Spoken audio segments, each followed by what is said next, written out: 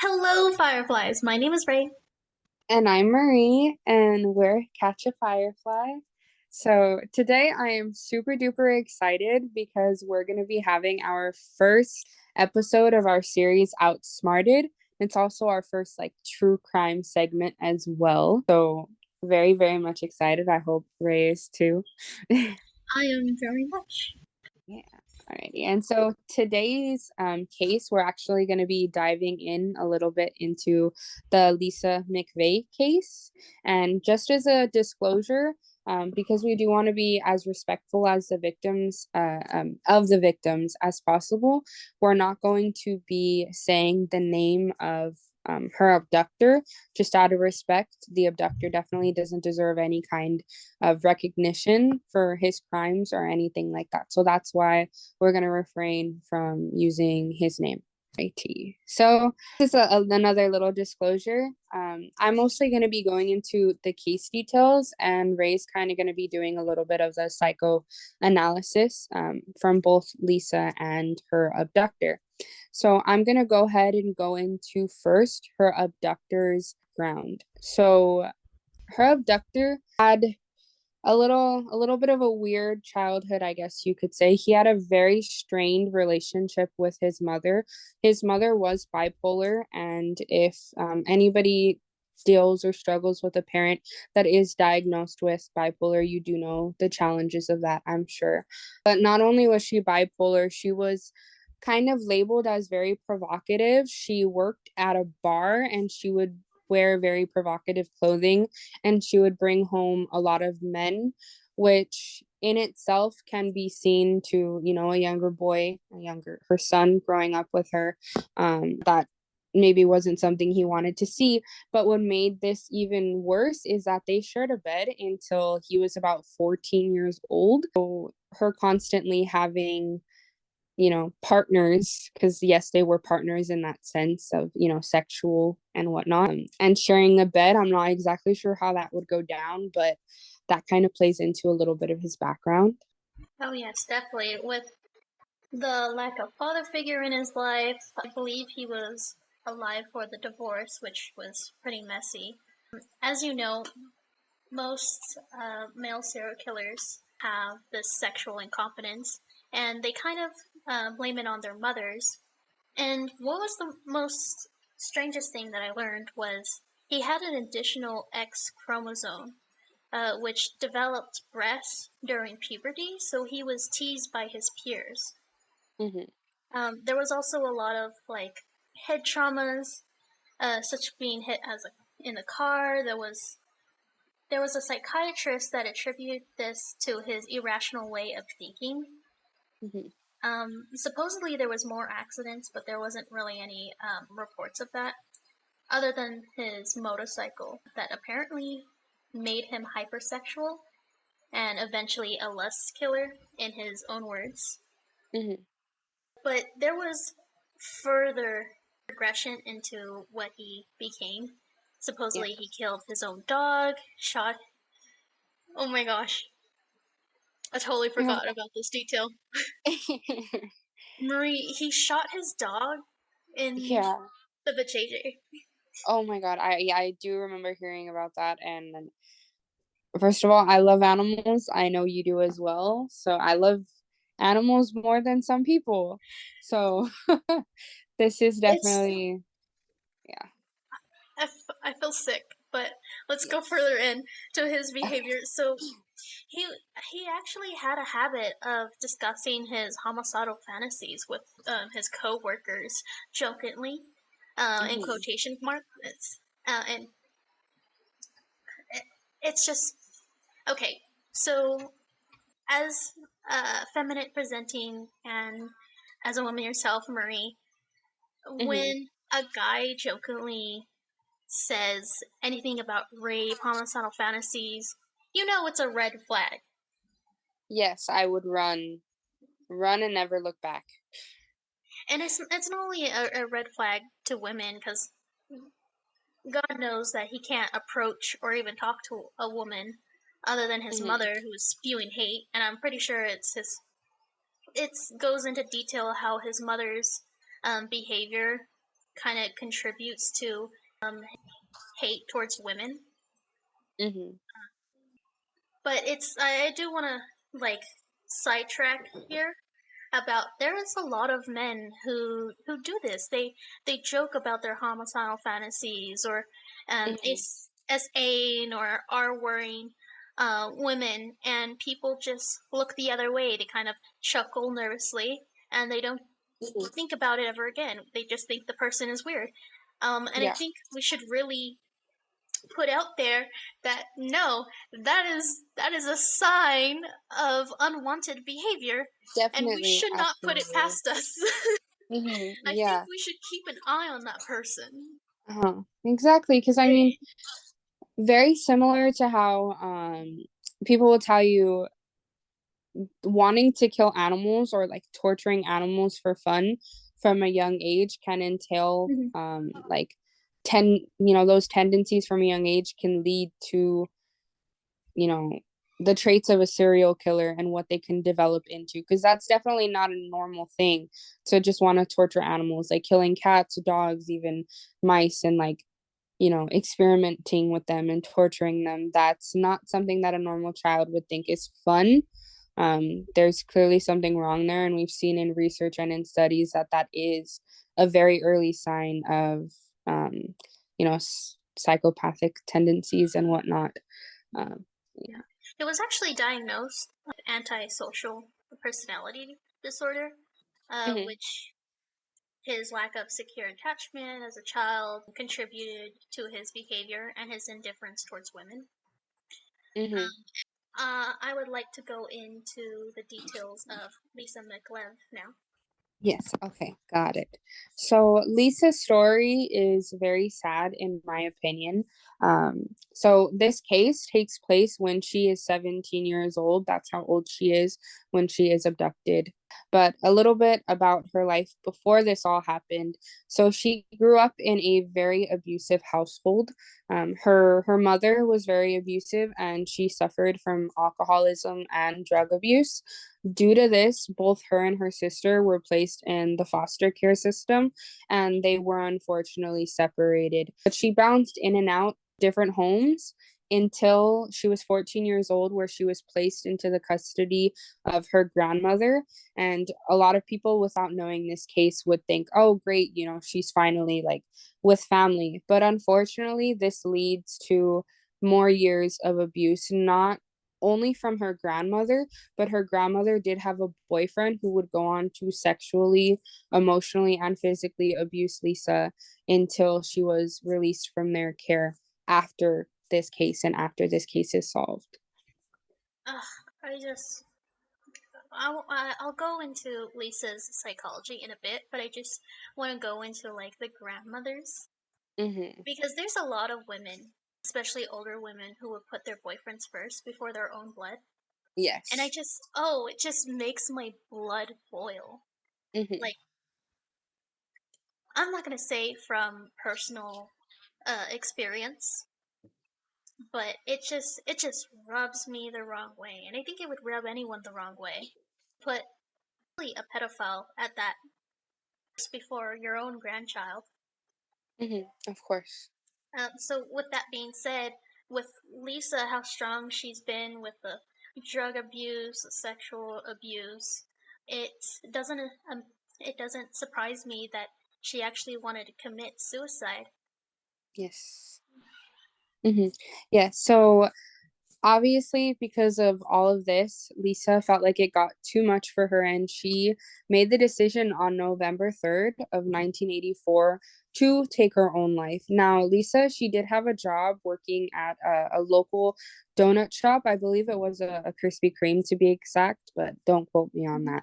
But it was a local donut shop, and she kind of was using this as an outlet, not only to get away from the abuse that was happening at home, but unfortunately her paycheck was given to her grandmother and her grandmother's boyfriend.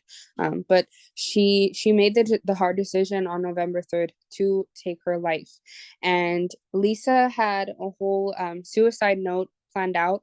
She proceeded to go to work that same day, and she was asked to work a double the night prior, and she decided she was going to go to work, she was going to finish out her shift, then she was going to come home and she was going to take her life.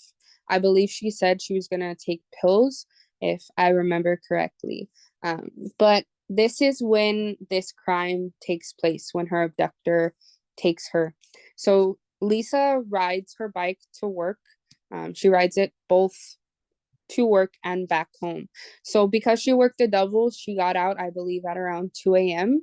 And she's riding her bike home, and she notices that a car is following behind her, and it's kind of honking and flashing her lights. And Lisa, obviously decides not to stop, as a smart person, hopefully would. So she's riding her bike for a few minutes, and then eventually she does stop, and she looks behind her. And when she looks behind her, she sees that the car is actually parked on the side of the road. And before she's able to kind of make any note of her surroundings or what's going on, she is then pulled off of her bike and blindfolded. And this is when her abductor would then put a gun to her head and tell her, if you scream, I will kill you. And so obviously, I did forget to mention, but I think this is very important to note, that her grandmother's boyfriend, when he was sexually abusing her, he would hold her at gunpoint while he was sexually abusing her, to keep her quiet. So she does have experience with, obviously, this trauma inducing event. So she knows that she needs to keep quiet. If she, obviously she doesn't want this man to get more upset, she needs to be quiet and kind of just obey whatever he is saying. So she's ordered to strip, and then she's thrown into the car, where he reclines the seat all the way back, obviously, so that way when they're driving, nobody is able to see her because she's leaned all the way back. He begins asking her questions, kind of what her name is, how old she is. Lisa actually does lie and say that she's 19. So she's obviously very fearful for her life. During this drive, he forces her to perform sex acts such as oral sex, and she obeys because at this moment she's thinking in her head, I want to, she wanted to kill herself. But now that this is happening, she makes the decision right there and right then and there. And she says this in an interview, that she decides she's going to fight for her life, because although she may have wanted it to end, she didn't want it to end like this. And she kind of says that this gives her, almost as oddly as it sounds, but the motivation to keep pushing, and she's going to get out of there alive somehow. Totally understandable, her motivation, because she's been through all this abuse. She thinks she has nothing left, and then suddenly this happens, who not only replays her trauma from her grandma's ex-boyfriend, but she's at this point in her life where she wants to end it all. Mm-hmm. She sees this bleak tunnel, and there's nothing but darkness because of her mother leaving her behind, choosing drugs and alcohol, her grandma not being there for her and letting her boyfriend sexually abuse her. And then suddenly she's at this point with a stranger who is kind of reliving her trauma, where her grandma's boyfriend used to point a gun at her to perform sexual acts, and you have this newfound motivation to live once again. It's kind of like wanting revenge, taking revenge on another person, Mhm. if you get what I mean. Yes. Because I she couldn't take revenge on her grandma's boyfriend because she knew of the consequences. And then Mhm. this other person is doing the same thing to her, but because she knows that, like, at this point in my life, I don't give a fuck. I was just Mhm. about to die. I'ma take you with me. Yes, of course. So let's go into the crimes and victimologies of this bastard. So Alrighty. he's obviously very organized. He Mhm. would carry a rape kit with him if he planned out who would be his victim. Mhm. He, I believe earlier you said he would send out ads on the newspaper to get Yeah. victims. Mhm. Yeah. Yeah, so he didn't take any souvenirs or trophies. He actually held his victim as a sex slave Yeah. for over 24 hours. Mhm. One of his signatures is strangling the victims and then leaving the victims naked with their legs open more than 5 feet apart. And I Mhm. believe that's because it's presenting his not only sexual frustrations but his mother as well. It Mhm. just all goes back to how you parent. I swear to God. I swear Yeah. to God. I'm Of scared to course. have kids. I'm scared to have kids just in case I screw up and one of them becomes a murderer. Mhm. Because that's on me. Yeah.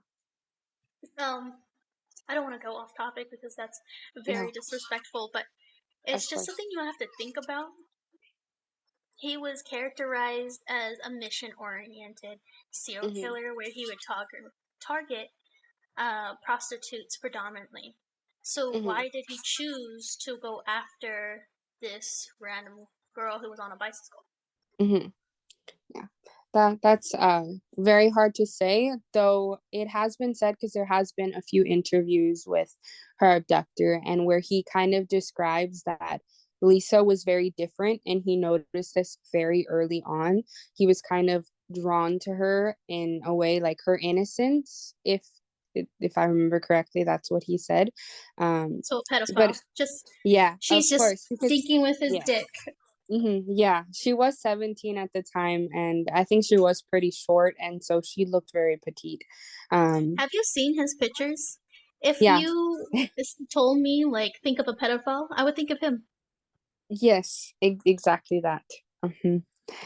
To go a little bit more into the case details and her time with the abductor. And like you did mention, he would hold his victims for over 24 hours. So he actually held Lisa for a total of 26 hours from her abduction time to when he eventually did let her go. But kind of as we went into her deciding that she was going to fight for her life. So once she kind of makes this decision, Lisa does her best to make a note of every detail she possibly can. This goes for details of him, his car, when he eventually takes her to his house or apartment, if you will. She's making any mental notes she can because she knows that if she gets out, she needs to report him to the police somehow. She needs to get this man caught. And so eventually he does take her to a sort of building, whether it be an apartment or an office or whatever, because it's hard for her to describe what it is. But um, I noticed you did make mention of before that he was very detail orientated and mission orientated. And she also would tell you that he was very clean. He had a certain way of doing things. When he abducted her, he bathed her and like fed her a certain way, clothed her, things like that. And that she said it felt like to him, it was very important that she was clean. Those are her exact words. Yeah, well, But I had mentioned before that her, not her, but this bastard's mother, when she was dating around, him picking up predominantly prostitutes. I think Mhm. that's what he correlated his mother to be, a prostitute. Mhm. And when these type of men, when they think of a prostitute, they think of an object. who was dirty and is sinful. So I think that's the reason why he cleaned his victims, Mm-hmm. not only just for the cleansingness. Mm-hmm. And this bastard, if I remember correctly, he had over 10 murders and more than 50 rapes. So you Yeah. know, way before Lisa, that he has like a routine. So, as I would then go on to say, like I said, Lisa, she takes note of her surroundings, not only him, but where she is. She made note of things like the color of his carpet, the word Magnum on his dashboard in the car, the fact that his car had red leather seats. She counted the steps it took them to get from the front door to the bathroom. She tried to make note of everything that she possibly could, and because of this, I'll get into it a little bit later, but the sheriff that interviewed her at first had a very hard time believing her, because they would go on to say that most victims, they can't even recall simple things about what happened. They go into a state of trauma, and their mind, kind of betrays them in that instance where they can't remember anything. But Lisa was the exact opposite, where she was kind of able to recount even the smallest of details. And I do believe this is because, as stated, she said she was going to fight for her life. And she does this in a way where she tries to gain his trust. She kind of does this whole. Go ahead. I'm sorry to interrupt No, it's you, okay. but I would like to argue that the Mm-hmm. reason why she stood so calm and Mm-hmm. collected herself was because she was in a already state of panic. Mm-hmm. Because when a child is born in chaos, they can Mm-hmm. stay calm in chaos. Mm-hmm. So with other victims, and I do want to state that most serial killers, they tend to pick out their victims based on, it's just something about people that serial killers can pick out, like Mm-hmm. how serial killers can pick out people who already have like sexual abuse or alcohol, like drug problems, Mm-hmm. without them really knowing the person. Mm-hmm. So it's not. I would like to preface: it is not the victim's fault. Mm-hmm. Of It course. is it is the environment that they were in that certain time. And I Mm-hmm. believe because of the environment that she was in, made her stronger against him. Mm-hmm. Because Yes. as serial killers, they tend to be insecure and Mm-hmm. irrational, scared of rejection, and it gives Mm-hmm. them a certain sense of power over the victim. But because Mm-hmm. she's been in this terrifying situation before, she know Mm-hmm. how to overcome it. Mm-hmm. Like I would then go on to say, she's making all kinds of mental notes of what's going on around her, and she's trying to obviously use her strengths to her advantage.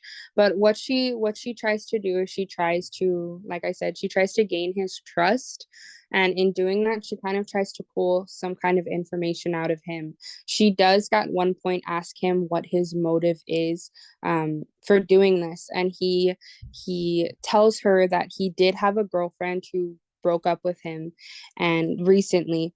And Lisa says, as disgusting as this sounds, Lisa would then go on to tell him, "You're such a sweet man. Like, you're so charismatic.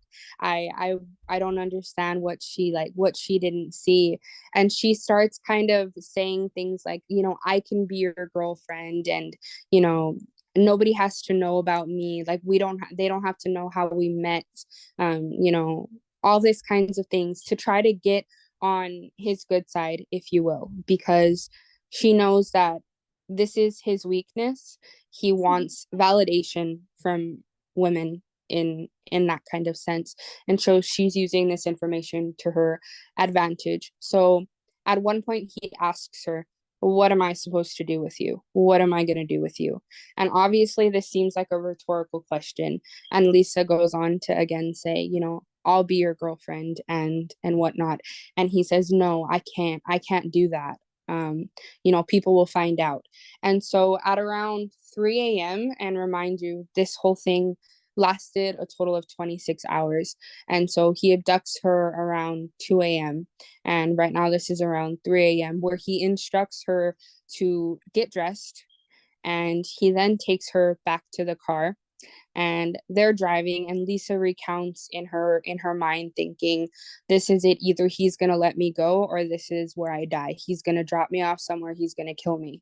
And in the car ride, he's kind of silent. He's not really talking to her. At one point, she remembers that they stop at an ATM, and she tries to take note of where the ATM is and what direction they're going in, things like that. Again, just kind of instilling that she was so smart in doing her best to remember every detail that she possibly could. And not only did she remember every detail she possibly could, but she was doing her best to leave trails of DNA, so that way, if she did unfortunately die and he did kill her, they were going to find some kind of evidence that she was there. So when she was in the restroom at his house, she was putting her fingerprints all over the mirrors and all over the sink. At one point, she says that she bit her finger and she wiped blood onto the bottom of his seats. She was a very, very smart girl, and there's nothing that can deny this.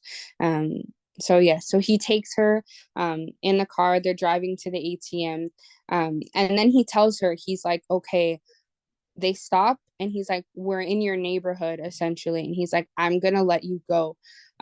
He walks her kind of into the middle of the road, and he tells her, get on your knees. So he forces her to get down onto her knees. She's still blindfolded at this time, remind you. And he tells her, don't move, don't do anything. And so she has this blindfold on, she's on her knees, and I could only imagine the terror that she's going through right now. She's like, is he gonna kill me? Is he standing behind me? Is he gonna, do whatever? And he does. Ultimately, he gets in his car and he drives away. Lisa says she can hear his car pulling out, but she stood there for a good 10 minutes with her blindfold on before she decided to take it off, because she was scared that he was going to be behind her and that was going to make her kill him or kill Mm-hmm. her. So eventually she does take off her blindfold, and she sees that he's gone, and she gets up and she starts running. She's running, and because he did drop her off in her neighborhood, she's able to kind of know where she's going, so she runs straight home. But before she runs straight home, there's a point where she stops. um sorry, I recounted information wrong, but when she took off her blindfold before she stops running, he set her in the middle of like a huge oak tree. And she recounts that this oak tree is kind of a symbolism of her new life. And she said that when she took off her blindfold and she saw this tree, that it meant that her life was going to change for the better, that this was her new life, her new opportunity, new grace, and that it describes so much beauty for her. And so she gets up, and this is when she runs home. And do you have anything to add at this point before I kind of get on to what happens after, the crime that her abductor committed? Yeah, I would just like to preface like this, viewers, this is how you survive. This is how you Mm-hmm. survive with it. I wouldn't say with every serial killer. Mm-hmm. But there is this like egotistical narcissistic personality that they do have. Yes. And if you just feed into their egos, and that's just what they want. They want that attention. And I believe that if you do that for a lot of them, they'll give you what you want, and that's how Mm-hmm. you kind of do what Lisa make. I keep McVey. Yeah. I It's keep okay. having a difficult time saying your last name, and I'm so sorry, girl. Lisa McVey did to him. To survive. Yeah. What she did to him. Yes. Yeah. Reverse psychology, it is a powerful thing. Yes, exactly that.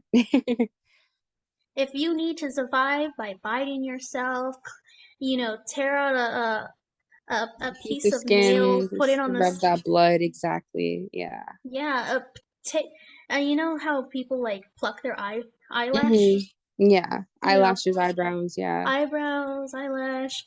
hair, spit somewhere. you're gonna get a clump of hair and just shower drain something anywhere.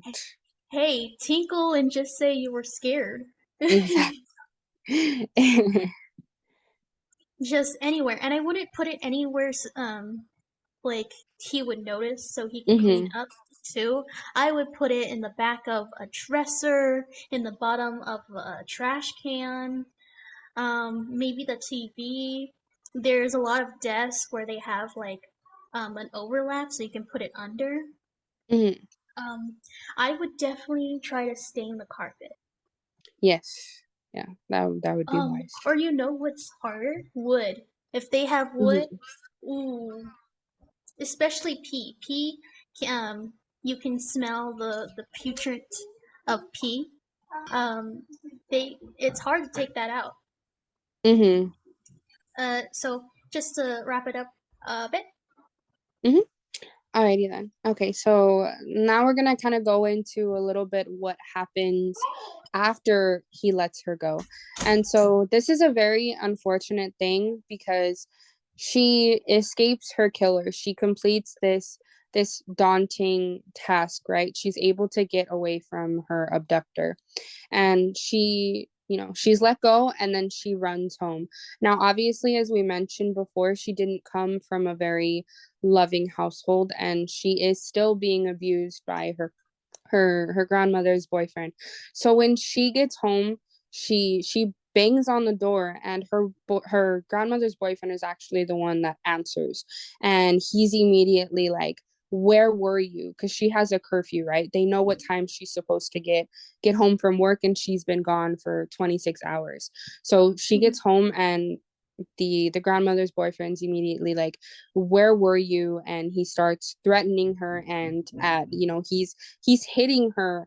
She's escaping her abductor, but she's returning to the hands of another monster. You can put it Yeah. that way very plainly. And her Oh grandmother yeah. doesn't believe her either. Her Mm. grandmother is asking her, don't lie to me, what happened? And Lisa keeps saying, I was abducted. I was abducted. And then she finally says, she's like, I was raped. I was raped. And her grandmother looks at her and is just essentially saying, don't lie to me. Like, how disgraceful of you to, you're a whore to go and to say Oh, these put her in things. jail. Put Yes, her in jail. exactly. So her grandmother obviously knows the abuse that's going on. She leaves one Mm. very, very bad situation. She's able to escape death, and she falls into the hands of this other abuser. Now, Mm. where she luckily caught her break was that her grandmother did report Lisa missing. And they didn't do this because they thought she was necessarily hurt. They had kind of assumed that she was a runaway. They assumed she had just run away from home because obviously, her situation, a lot of teens, they would. Um, and so she calls up the sheriff's office, and she says, hey, you don't have to worry about the missing person that I filed for. She came home. She made up this story about being abducted. And the person on the other end of the phone is like, what do you mean, like, abducted? And she says, oh, she just made up some story. It's fine. You don't have to worry about it. And so the officer says, no, because she's saying she was abducted, and especially because she is a minor, we will need to talk to her and file a report anyway. And you can kind of like sense Lisa's like, finally, like, I'm gonna get some kind of break here. Um, and so luckily, this is like her in. At one point before, because she speaks to the officers in the morning, before this happens, there's a point where her grandmother's boyfriend comes up to her, and like he's beating her, and at one point he tells her, why did you cheat on me? Ugh. Ah. Yeah. Okay, so you just escaped your rapist. You thought Mm-hmm. this was a new point of your life. If it was a new point of my life, I would go batshit crazy on him. Is no disrespect. I know the consequences of the last family member that you have. Obviously, you can't rely on. This is go on, go on. I'm so mad. Yes, exactly. So he's saying these horrible things. Why did you cheat on me? Like, because as stated, she did tell her grandmother that she was raped and her grandmother didn't believe her. But in his head, he's thinking she just went out and had, sex with some guy, and he equates that to him, to her cheating on him or whatever. Um, but in the morning, and we think, this is finally all over, but she has to endure scrutiny from the first sheriff that interviews her, because she's recounting her story and she's kind of recounting all the details. And this sheriff would then go on to kind of tell her, you're too calm. You know too much about this case. Most people who are, abducted, they're not going to be able to tell you what day it is, much less, the color of the seats in the car and things like that. And all she's asking them is, like, I'm telling you the truth. I'm telling you the truth. This is what happened to me. And they're kind of just saying, no, like, you can be honest. We get it. Like, you were a scared girl. You were out late. Just tell us what happened. And so she's receiving this scrutiny after this traumatic event that she just went through. And they're kind of just telling her, no, you know what? I don't believe you. That's plainly what they're telling her without saying it. I just hate it so much that it's so common in law enforcement to be biased and not just sit and listen to the victim. And instead of getting physical evidence, you start not believing the victim. And I'm sure because, like, as we said, she bit herself to leave physical evidence. She just got beaten by her grandma's boyfriend because he cheated on her. Imaginary quotation marks. She's black and blue. I can imagine. I can imagine, her being frantic as she's trying to recall the details. So to just sit there and be like, well, most victims, I just hate it so much. But go on. Mm-hmm. Of course. Yes, definitely. Okay, so kind of playing into a little bit about the officer that first interviewed her not believing her. Well, this is where Larry Pinkerton comes into play. So Larry was the officer that was actually working her case, and he was in charge of the sexual crimes in his unit.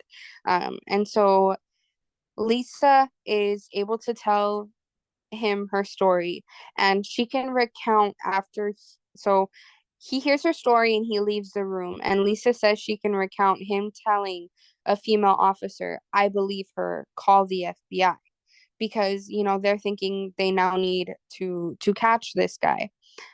So after recounting all the information, remember, the officer doesn't know what's going on in Lisa's home life. So he's unaware that she's being abused at home. So obviously he sends her home not thinking anything of it.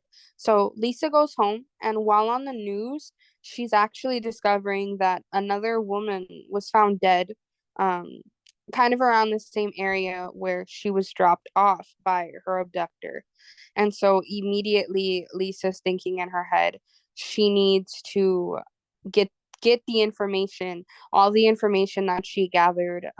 Like I said, her remembering the smallest of details. She needs to tell them so that way they can find this guy. So that way he doesn't do this to another man. Another woman. And Larry calls the grandmother and asks for permission because they need to interview Lisa further. But because Lisa is still a minor, she's unable to do that unless she's given permission from her guardian. And so immediately her grandmother's boyfriend answers the phone instead of her grandmother. And the boyfriend is like, no, she can't go in, she doesn't need to be bothered by this and that, she's not allowed. And he hangs up on Larry. And Larry's in his head, he's thinking, this is really weird. Like, I don't know what's going on here, but there's something not right about that situation. It's like, why would you not let not, it's obviously not his daughter, but why would you not let one of your family members interview for something that obviously happened to them? They're trying to get justice. And so then he tries to get Lisa to speak. He's asking her, is something going on at home? What's going on? You can tell me, because, you know, like, we need to get to the bottom of this, and we can't do this if they're kind of forbidding you from giving us any information. And so Lisa does open up to Larry, and she tells him about the abuse that she's been experiencing at home. And so luckily this finally gives, Lisa that break, because the grandmother's boyfriend is then arrested. Unfortunately, the grandmother was never arrested, which I think is pretty foul, because she obviously knew about the abuse that was going on, and she chose not to say Absolutely. anything. Absolutely, she's at fault. Mhm. Because uh, it's just the knowledge you have to stop someone. Mhm. It's just being a bystander is just as worse as being the perpetrator. Mhm. Because you know all the information, and you know that it causes harm, and yet you say nothing, and that is dangerous on itself. Mhm. Yes, exactly that.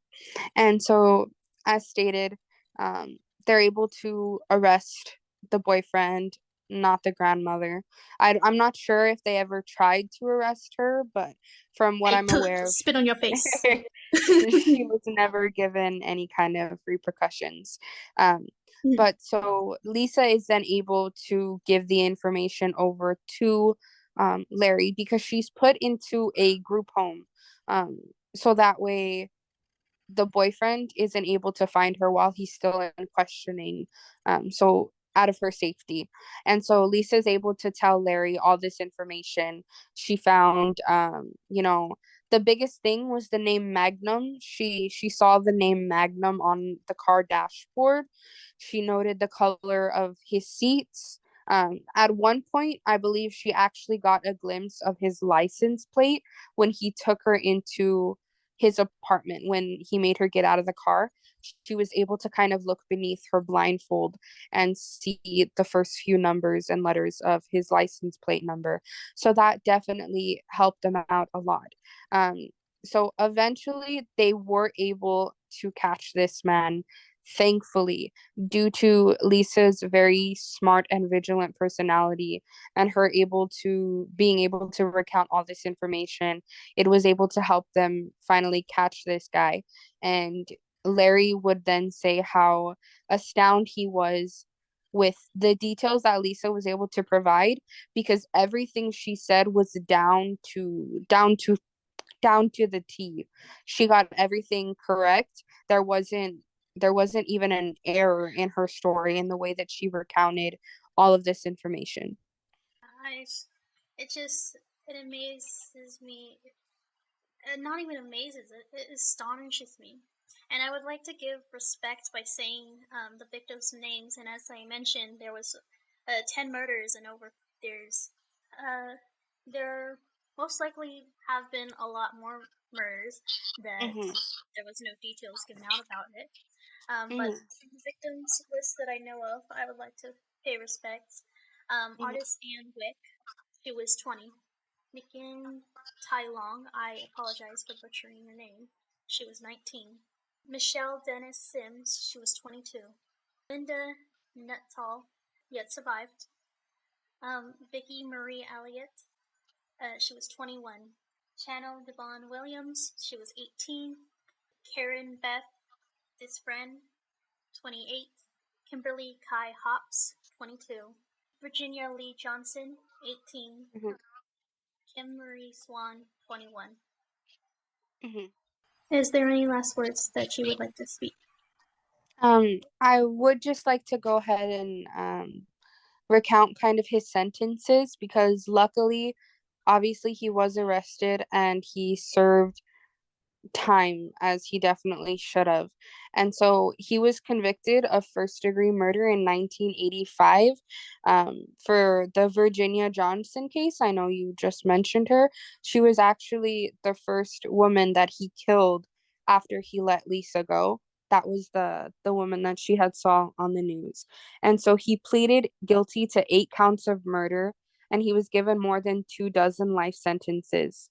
And so in 1986, he was sentenced to death by electrocution and was not executed until 2019, where both Lisa and I believe the other victim you mentioned who did survive was Linda.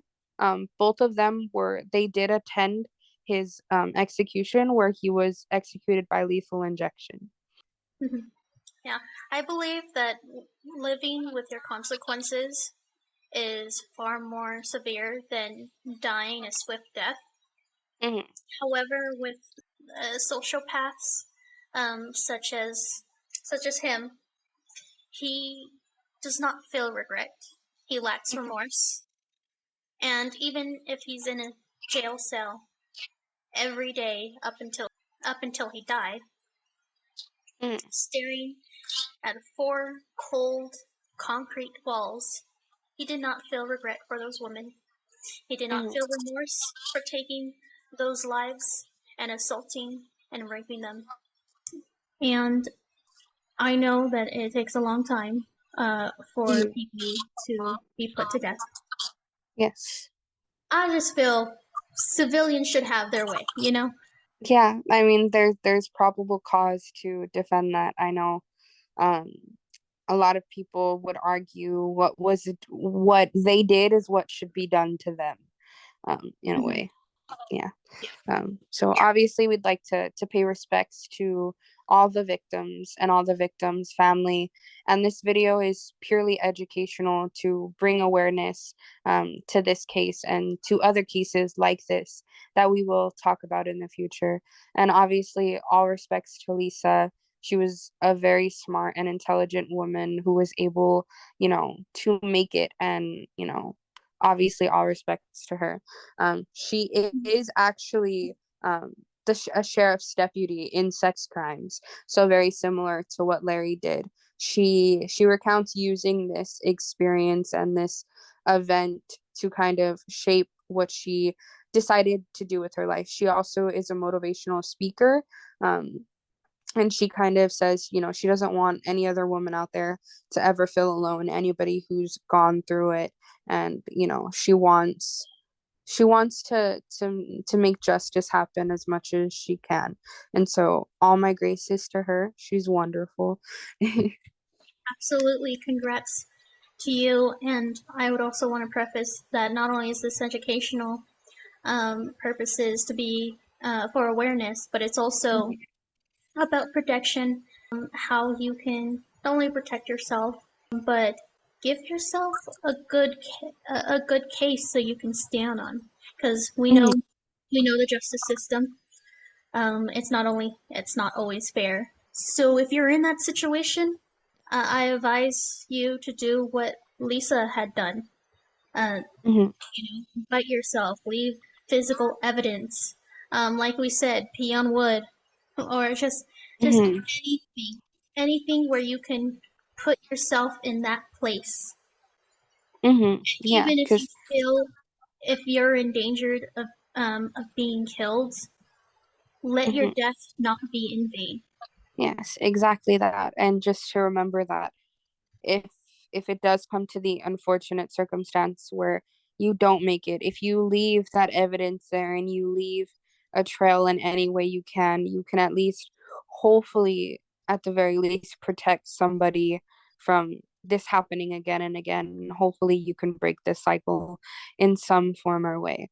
So yeah, again, with all respects, and we hope that you guys enjoyed this video, and we hope that you continue